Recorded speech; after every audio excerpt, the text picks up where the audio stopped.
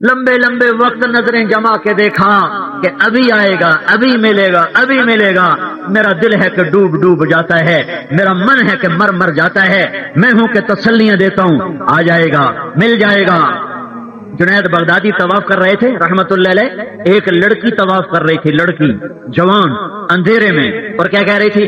اب الحب ان یخفا وکم قد قتمتہ فاصبح عندی قد اناخ وتنبا. میں نے تو محبت کو لا کے جھٹکا اور اس نے آگے کھونٹے گاڑ دیے، خیمے لگا دیے، دل کو خرید لیا، موہ لیا. میں اس کی ہو گئی، وہ میرا ہو گیا.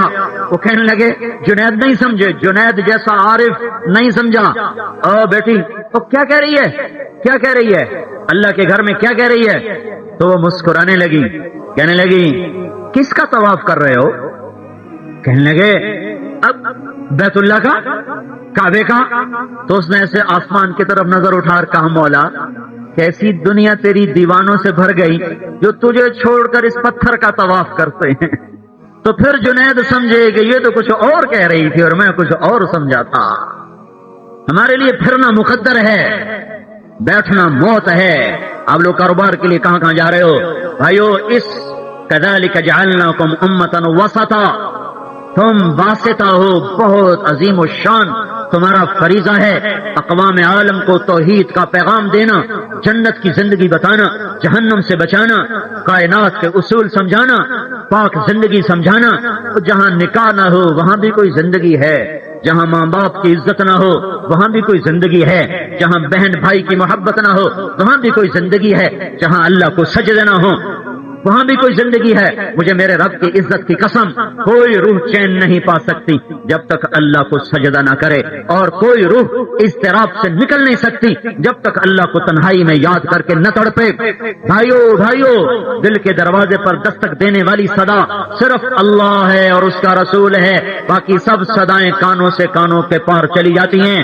دل کی دنیا میں بس دو ہی ہستیوں کا گزر ہے، وہ اللہ ہے اور اس کا رسول ہے.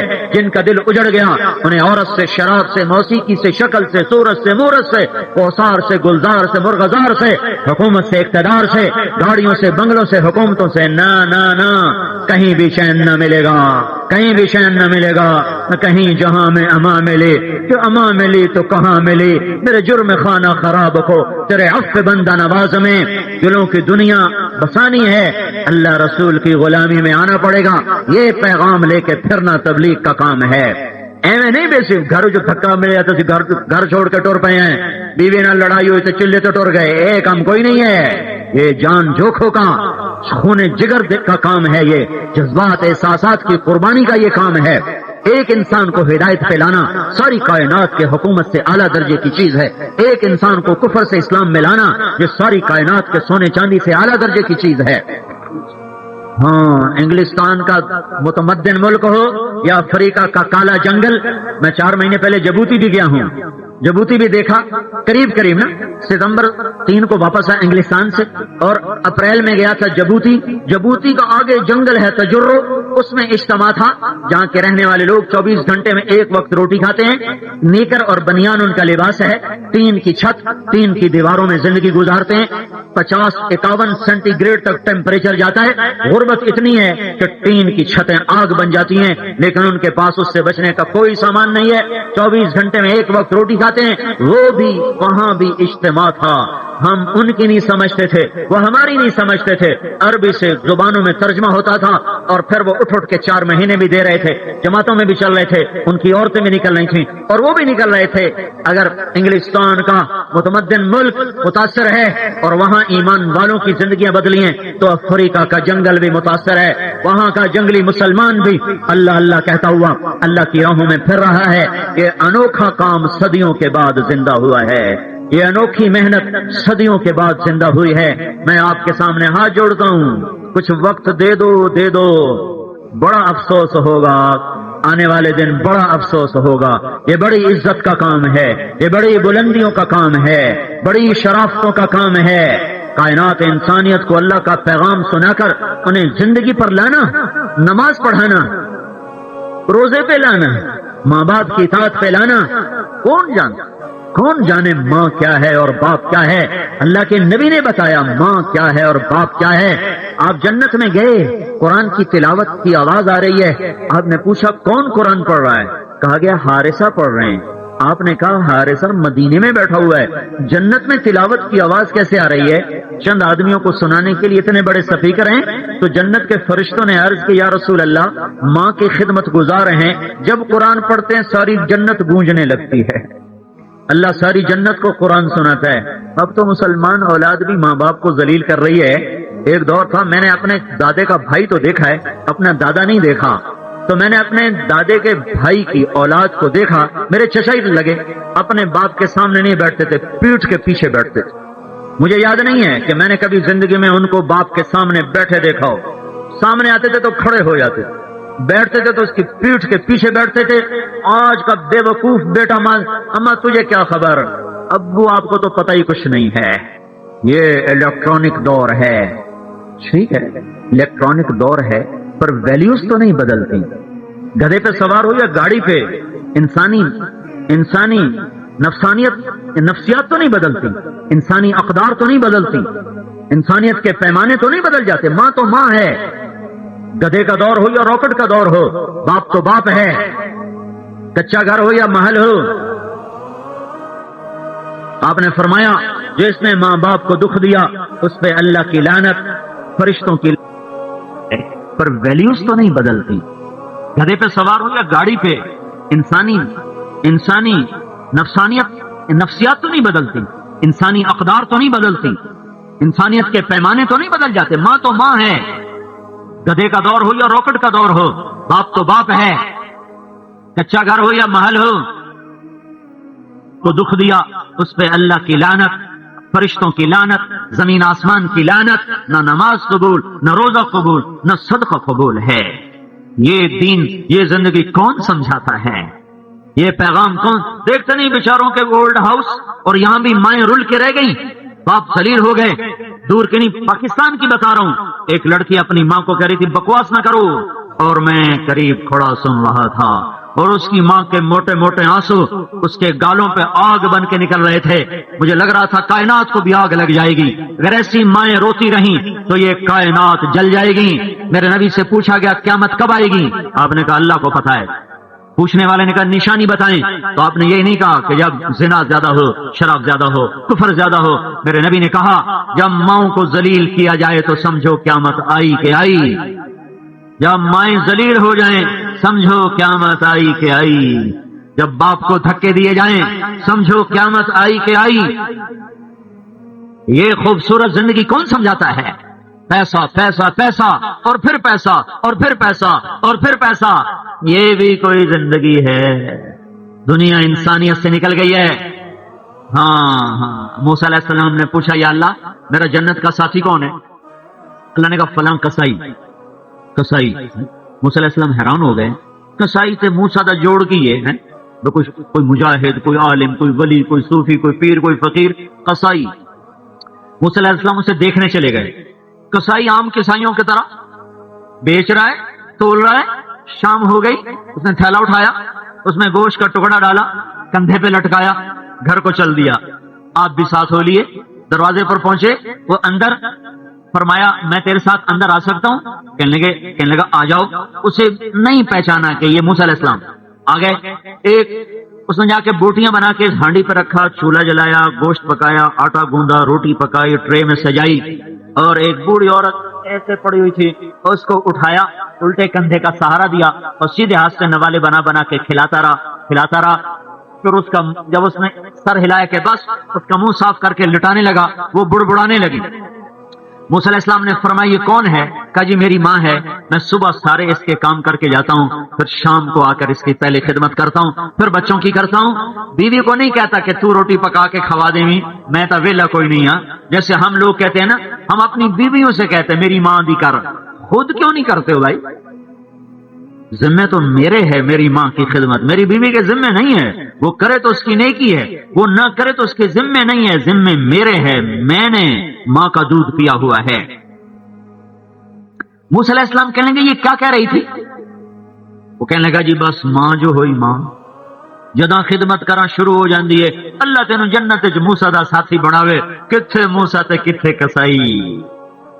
ہاں یہ زندگی کون سمجھاتا ہے؟ یہ زندگی کس کے پاس ہے؟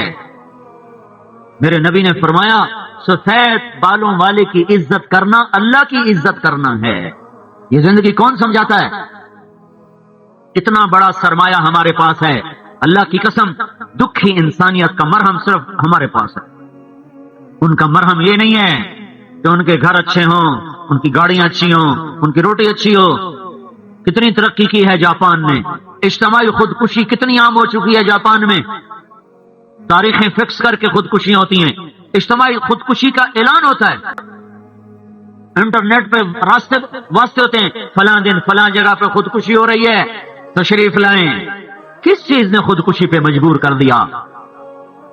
مرہم ہمارے پاس ہے۔ یہ اس امت کا عزت کا کام ہے، زندگی کی ترتیب سمجھانا، اللہ کے پاک دین کے پاک راستے پر ڈالنا، یہ اس امت کی محنت اور کام ہے۔ بھائیو کہیں چناب کلام میں آتے آتے نہ مر جانا، اور بھی دکھ ہیں زمانے میں محبت کے سوا، راحتیں اور بھی ہیں وصل کی راحت کے سوا۔ کبھی بستر اٹھا کے بھی دیکھو، راتوں کو گھر سونے کی لذت تو چکھ لی ہے، کبھی اللہ کی نسبت سے گھر چھوڑنے کی لذت بھی چکھو، نظر اٹھانے کی لذت کو تو چکھا ہے، نظر جھکانے کی لذت بھی چکھ لو، موسیقی کی لذت سے تو کان آشنا ہوئے، کبھی اپنی آہوں کے نغمے بھی سنو، رات کا اندھیرا ہو تو سننے والا کوئی نہ ہو، اور تیری ہچکیاں ہوں، اور تیری ٹھنڈی آہیں ہوں، مجھے میرے رب کی عزت کی قسم یہ وہ نغمہ ہے، یہ وہ نغمہ ہے کہ دنیا کا کوئی گیت اس کے مساوی نہ ہو سکے گا۔ جس سے رات کو رونا نصیب ہو گیا، جس سے رات کو آہیں بھرنا نصیب ہو گیا، جس سے رات کو ہچکیاں لینا نصیب ہو گیا، اس کے لیے اس سے بڑا نہ کوئی نغمہ ہے، نہ کوئی دھن ہے، نہ کوئی بول ہے، نہ کوئی گیت ہے، نہ کوئی ساز ہے، نہ کوئی آواز ہے۔ یہ تو مردہ دلوں کے گیت ہیں طبلہ سرنگے، یہ مردہ کانوں کے لیے راحت کا سامان ہے گانا بجانا، یہ زندہ دلوں کا سامان نہیں ہے۔ اللہ کی راہوں میں پھرو، وَكَذَلِكَ جَعَلْنَاكُمْ أُمَّةً وَسَطًا، میں نے قرآن سے آپ کو بات پیش کی ہے، بلال مسجد سے نہیں، رائمنڈ سے نہیں، قرآن سے آپ کے سامنے آپ کی ذمہ داری کو پیش کیا ہے۔ قبول کرو آپ کی مرضی، نہ کرو آپ کی مرضی، احباب جمع ہے میر، حال دل کہہ لے، پھر التفات دل دوستاں رہے نہ رہے، تم کون سا روز مجھے بلاؤ گے؟ ادھر پتہ نہیں کیا کیا خرافات ہوتی رہتی ہیں۔ چلو شکر ہے بلا تو لیا، پتہ نہیں آگے بلاؤ کہ نہ بلاؤ، چلو ہم اپنی بات تو کہہ جائیں۔ تو بھائیو بہنوں توبہ کرو، اپنے اللہ سے صلح کرو، اپنی زندگی کو حضرت محمد صلی اللہ علیہ وسلم کی پاک زندگی پر لاؤ، اور یہ گلے کا ہار بنا کر سارے عالم میں پھرو۔ یہ واسطہ کا کام ہے، یہ راستہ کا کام ہے، ہم دلیل ہیں، ہم رہبر ہیں، ہمیں یہ اعزاز اللہ کی طرف سے ملا ہے، اس پر خوش ہونا چاہیے کہ عالم انسانیت کی راہبری کا کام ہمارے ذمہ ہے۔ پھر کاروبار بھی کرو، پھر تجارت بھی کرو۔ ابو بکر کی تجارت نے اسلام کو تقویت پہنچائی، عمر کی زراعت نے اسلام کو تقویت پہنچائی، عثمان کے مال نے اسلام کو تقویت پہنچائی، علی رضی اللہ تعالیٰ عنہ کی، حضرت علی کے تم نے فقر کے قصے تو سنے ہوئے نا، کہ فقر تھا اور فاقے تھے، یہ بھی حق ہے، اور پھر اللہ نے رزق بھی دیا، وہ آپ کو نہیں پتا، وہ میں بتاتا ہوں۔ حضرت علی فرمانے لگے ایک وقت تھا کہ میں بھوک کی شدت میں مدینے میں پھر رہا تھا کہ کوئی مزدوری مل جائے تو 4 ڈوکے گھر بھی لے جاواں، آپ بھی کھاواں، تو کبھی اس دیوار پہ جھانکتا، کبھی اس دیوار پہ جھانکتا باغ کے اندر، تو ایک باغ میں جھانکا تو یہودی کہنے لگا ہاں کیا بات ہے مزدوری کرو گے؟ کہا ہاں کروں گا۔ تو ایک یہ حال تھا کہ مزدوری کی تلاش میں نکلتا تھا، آج یہ حال ہے میری 48,000 دینار زکوٰۃ نکلتی ہے۔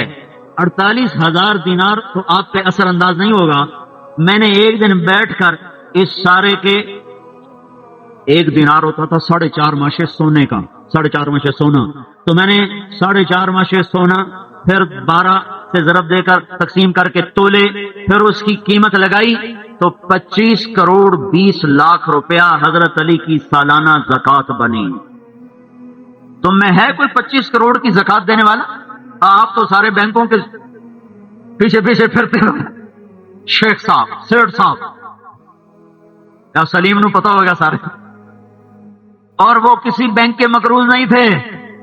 ہاں، ان کی تجارت نے دین کو عزت بخشی.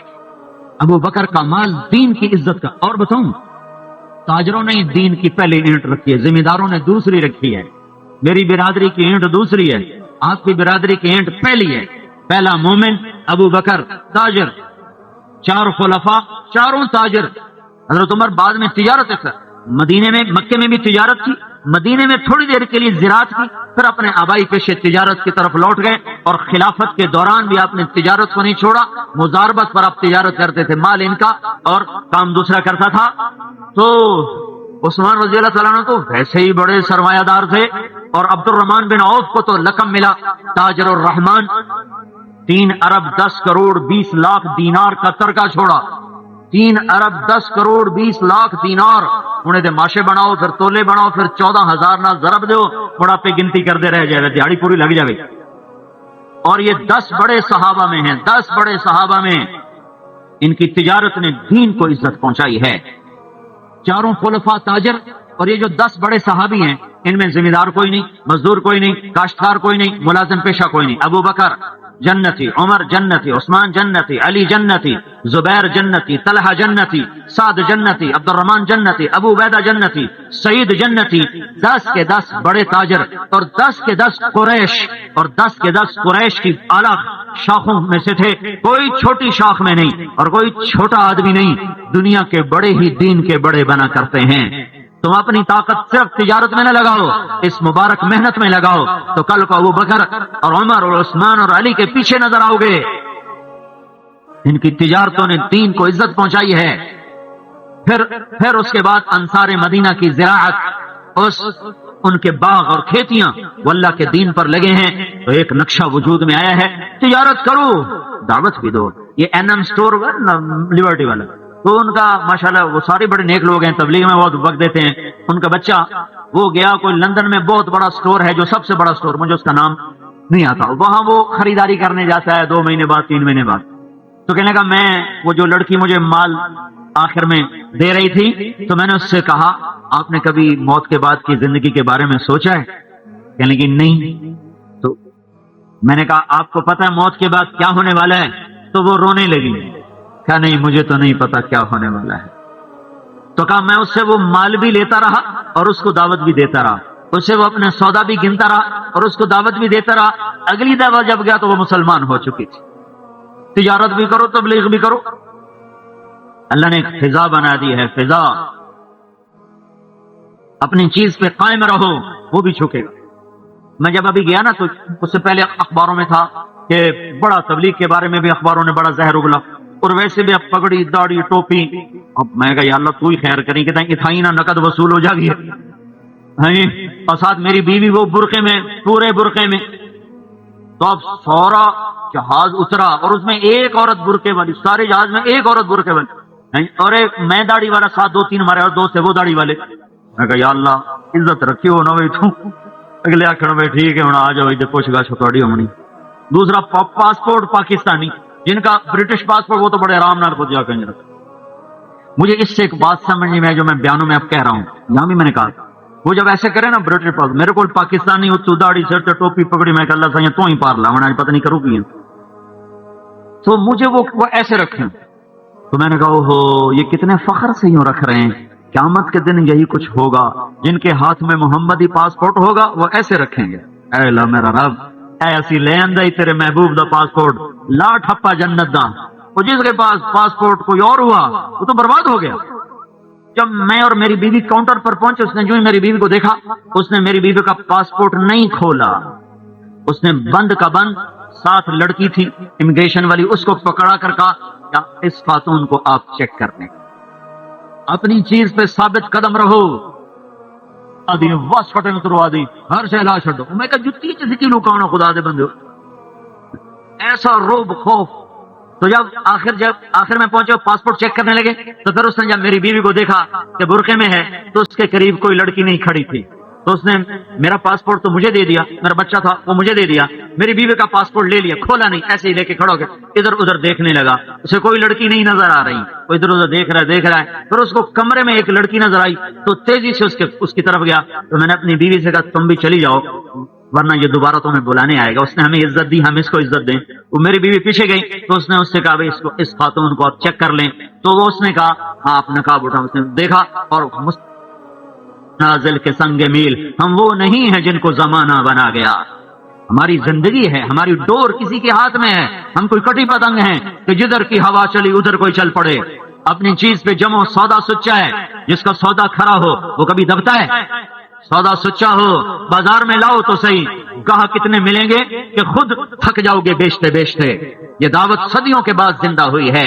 یہ بھولا سبق یاد کیا گیا ہے، تو اپنے عزائم میں دعوت کو شامل کرو، اپنے بچوں کو سمجھاؤ، بچیوں کو سمجھاؤ، بیگم کو سمجھاؤ، ماؤں کو سمجھاؤ کہ ہم بہت بڑے کام کے لیے ہیں، ہمیں گھر چھوڑنا ہے، ہمیں اجازت دی جائے، اور عورتیں بھی فراخ دلی سے روانہ کریں، تو کل صحابہ کی عورتوں کے ساتھ حشر ہوگا اور ہمارا حشر ان کے غلاموں کے ساتھ ہوگا، تو بھائیو اپنی تجارت کو، وجاہت کو، عزت کو، جو بھی اللہ نے دیا ہے نا، اللہ کے پاک دین کے لیے سبب بناؤ اور ذریعہ بناؤ، ابدی بن جاؤ گے، عزتوں کے دروازے کھل جائیں گے، اور بڑے وہ پہلے صدی کے تاجروں کے ساتھ اللہ تعالیٰ آپ کا حشر فرمائے گا۔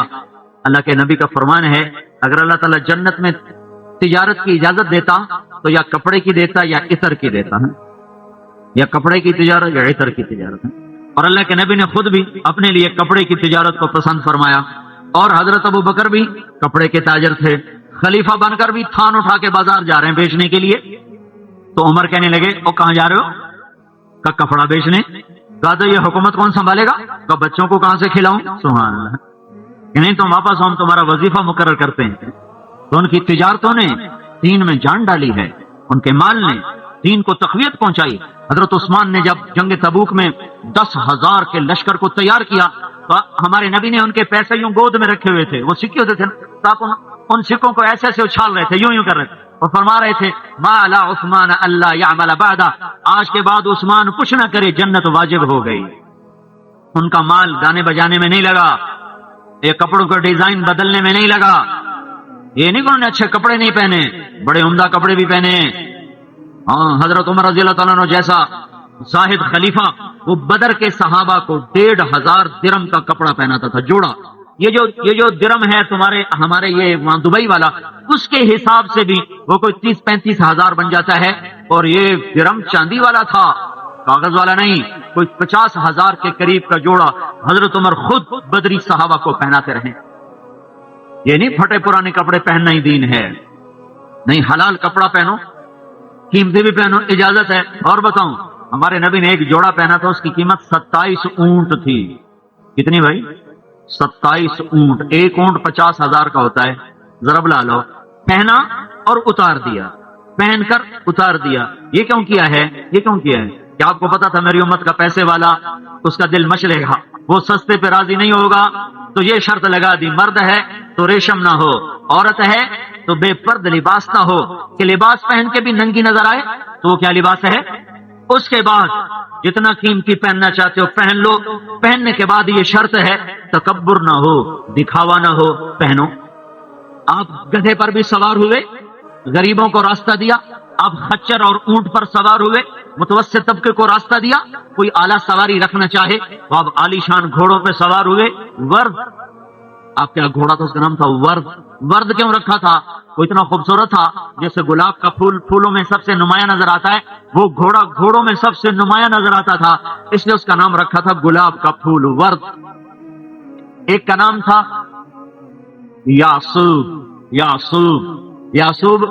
یاسوب کہتے ہیں شہد کی ملکہ، شہد کی مکھیوں کی ملکہ کو یاسوب کہتے ہیں۔ وہ یاسوب کیوں تھا؟ کہ وہ سب تمام گھوڑوں میں کھڑا ہوا وہ شہزادہ نظر آتا تھا، اس کا نام یاسوب تھا۔ ایک گھوڑے کا نام تھا سکب، سکب کہتے ہیں بہنے کو، وہ اتنا تیز دوڑتا تھا یوں لگتا تھا جیسے پانی چل رہا ہو۔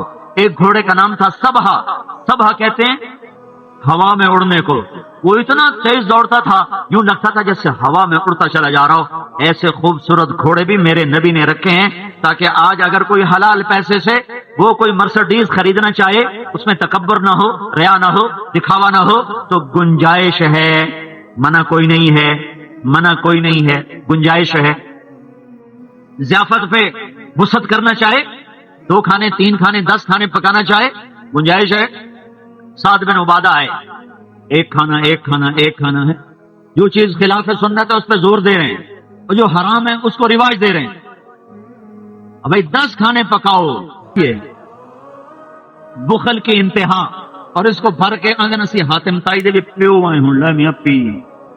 ہمارے بچپن میں نا آنے والے مہمان کو دودھ ضرور پلایا جاتا تھا رات کو, اور اس زمانے کچی سڑکیں ہوتی تھیں تو رات کو ہمارے دیروں پر ہمارے جاننے والے نہیں ہوتے تھے, مسافر جاننے والے, کبھی 10 کبھی 20. یہ میں نے اپنی آنکھوں سے دیکھے 20 مہمان 10 مہمان 30 مہمان, کوئی جاننے والا نہیں, مسافر راگیر, ہر ایک کو دودھ پلاتے تھے.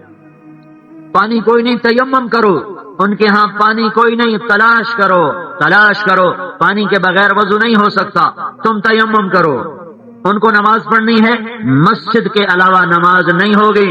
تم جناب کلب میں صفے بچھا کے نماز پڑھو, ہو جائے گی.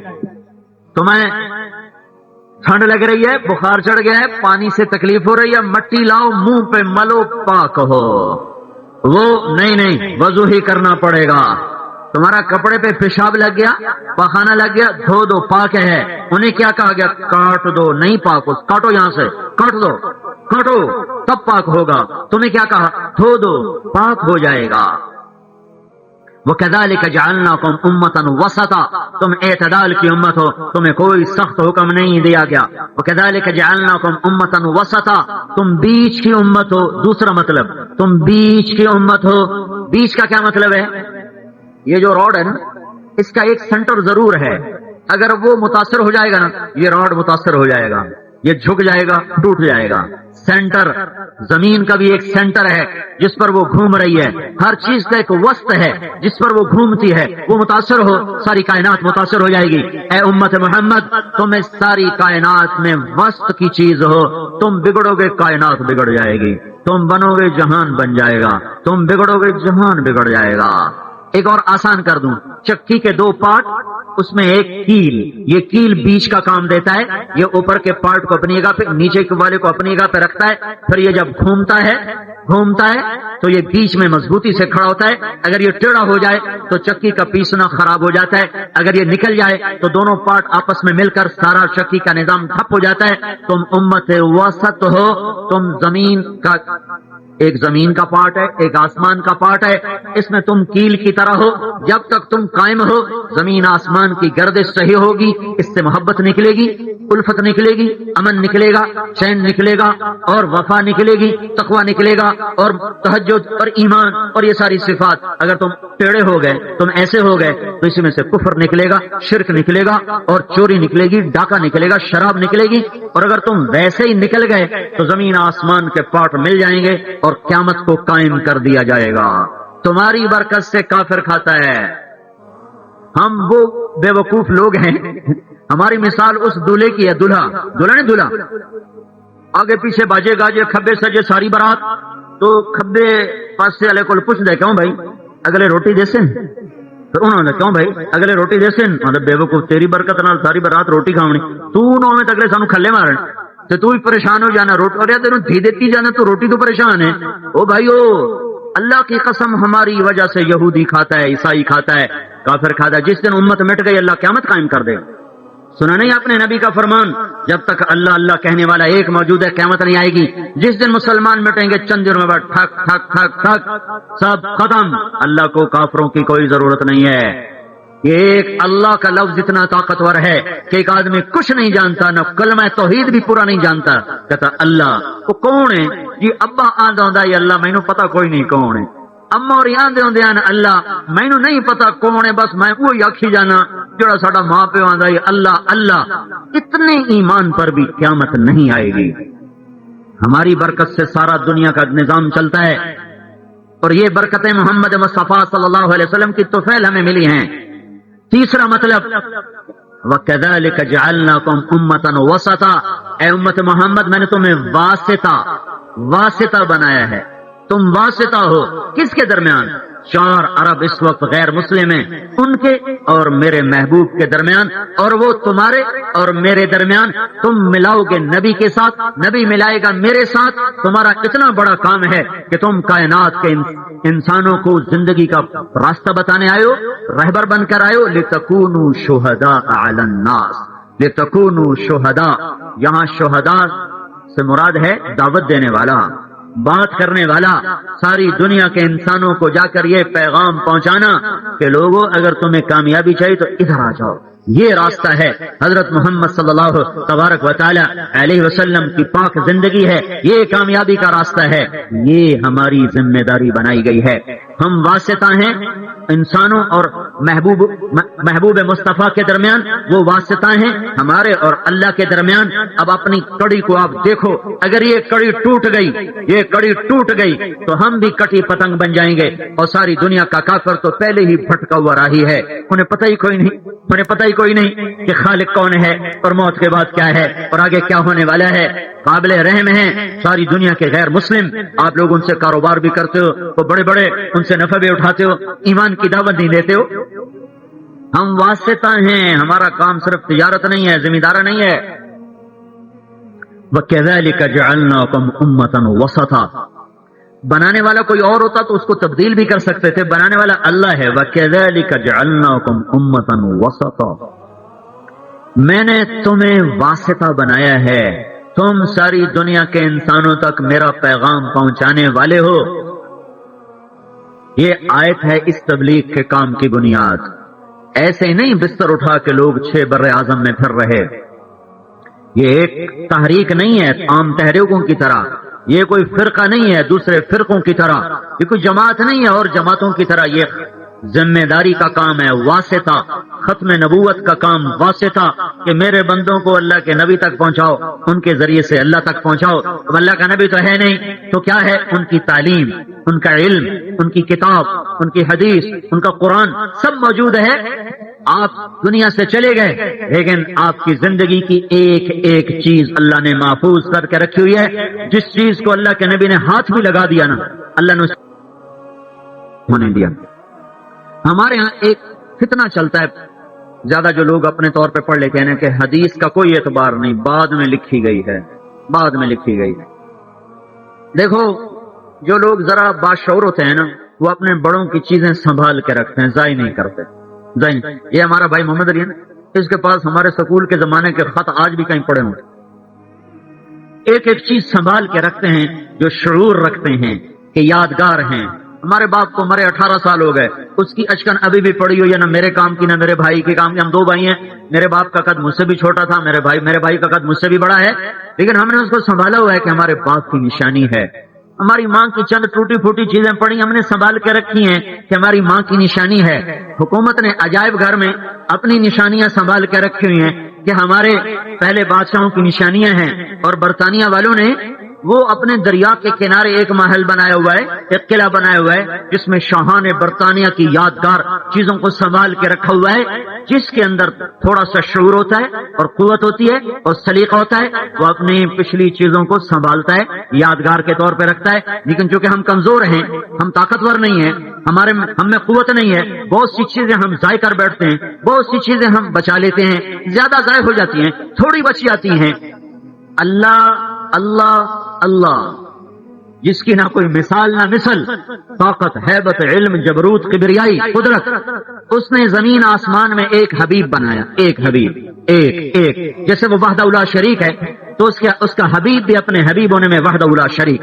اللہ نے حبیب ایک ہی بنایا، خلیل بہت ہیں، حبیب ایک، دوست بہت ہیں اللہ کے، ولی بہت سے ہیں، حبیب ایک ہے۔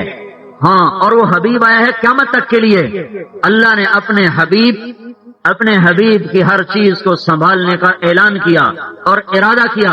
تمہیں کیا خیال ہے اللہ آج دے زمانے چاہتے کمزور پہ گیا کہ 4 بندیاں نبی دی گلاں دے وچ 4 اللہ ہور رلا دتیاں؟ اللہ سو گیا تھا، اللہ غافل ہو گیا تھا، اللہ ایٹمی طاقتوں سے ڈر گیا تھا، تو اس سے فائدہ اٹھا کر دجالوں نے، کذابوں نے اللہ کے نبی کی باتوں میں اپنی باتیں ملا دی، لہذا حدیث کا اعتبار نہیں۔ اور یہ بولنا حبیب کس کا ہے، یہ محبوب کس کا ہے جو نہ دن میں سوئے نہ رات کو، اندھیرا اجالا برابر، ماضی حال برابر، مستقبل برابر، فوق تحت برابر، شمال جنوب برابر، مشرق مغرب برابر، پیدائش سے لے کر وفات تک کہیں انگلی بھی اللہ کے نبی نے رکھی تو وہ بھی آج تک محفوظ ہے، محفوظ ہے، محفوظ ہے، کہ حفاظت کرنے والا عرب نہیں تھا، حفاظت کرنے والی حکومت عباسیہ نہیں تھی، اور خلافت راشدہ نہیں تھی، اور بنو امیہ نہیں تھے، اور مغل عثمانی نہیں تھے، حفاظت کرنے والا اللہ تھا، اللہ تھا، اللہ تھا، جس نے ہر ہر ادا کو محفوظ رکھا ہے۔ ہم اس نبی کے لیے واسطہ ہیں، وَكَذَلِكَ جَعَلْنَاكُمْ أُمَّةً وَسَطًا لِتَكُونُوا شُهَدَاءَ عَلَى النَّاسِ وَيَكُونَ۔ اگر یہ صرف مولانا الیاس یا تبلیغی جماعت کی طرح جماعت ہوتی، ہندوستان میں مر کھپ گئے ہوتے، یا چلو پاکستان بنا تھا تو میواتیوں نے یہ کام شروع کیا تھا، رائمنڈ کے چوطرف میواتی آباد تھے، 2-4 میواتی کر رہے ہوتے، یہ تو چھوٹی سی مسجد سے نکلی آواز، 1926 میں ایک کمزور سی آواز اٹھی اور 80 برس کے بعد 6 بر اعظم پر محیط ہو گئی۔ 1982 میں پہلی دفعہ انگلستان گیا تھا، پھر کئی دفعہ گیا، اب آخری دفعہ ابھی 3 ستمبر کو واپس آیا ہوں۔ 1982 میں جب میں گیا تھا تو وہاں کہ تھوڑے تھوڑے لوگ تبلیغ میں لگے ہوئے کہتے تھے کہ یہاں کے لوگ ہم سے کہتے ہیں کہ تیسری نسل ہماری ہے، تم پڑھ لو نمازیں، تم رکھ لو روزے، تیسری نسل ہماری ہے۔ یہ 1982 میں نے کئی دوستوں سے یہ بات سنی۔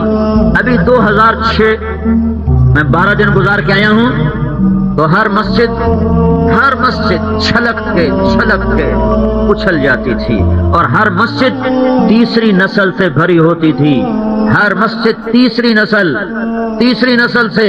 ان کے چہروں پہ داڑیاں تم سے زیادہ میں نے دیکھی، ان کے چہروں پہ ٹوپیاں تم سے زیادہ میں نے دیکھی۔ ہر شہر میں نے کوئی 1200 میل سے بھی زیادہ سفر کیا، میں نے ہر شہر میں برقع بھی دیکھا، ٹوپی بھی دیکھی، پردہ بھی دیکھا، داڑیاں بھی دیکھی، اور وہ تیسری نسل جس کو وہ وہاں کیا گورا کہہ رہا تھا ہماری ہے، وہ تیسری نسل غلام رسول بن چکی ہے۔ آنکھوں سے دیکھ کے آیا ہوں۔ اب ان کو اپنی نسل کی فکر پڑ گئی ہے کہ یہ تو کہیں ہم کو بھی لیتے ہیں، یہ ہمیں بھی گھیرتے ہیں، اور یہاں برقع پہننا آسان ہے، وہاں برقعے میں جانا جہاد ہے، یہاں داڑھی رکھنا آسان ہے، وہاں داڑھی پگڑی کوئی مذاق نہیں ہے، بڑے جان جوکوں کا کام ہے۔ اللہ تعالیٰ دکھا چکا ہے، چند لوگوں نے شروع کیا، ساری امت تو اب تک بھی اکثر لوگ مذاق اڑاتے ہیں، ویلیاں دا کام ہے، ویلیاں دا کر لو، جو ویلے تو کر لو ہے۔ اپنی حیثیت سمجھو میرے بھائیو، یہ کڑی ٹوٹ گئی تو اپنے بھی گئے اور غیر بھی گئے۔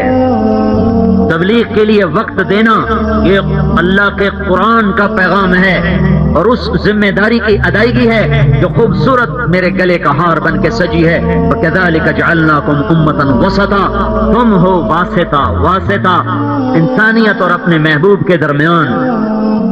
ہم چھوٹے کام کے لیے نہیں پیدا کیے گئے، عظیم الشان انسانیت کو راہ دکھانا۔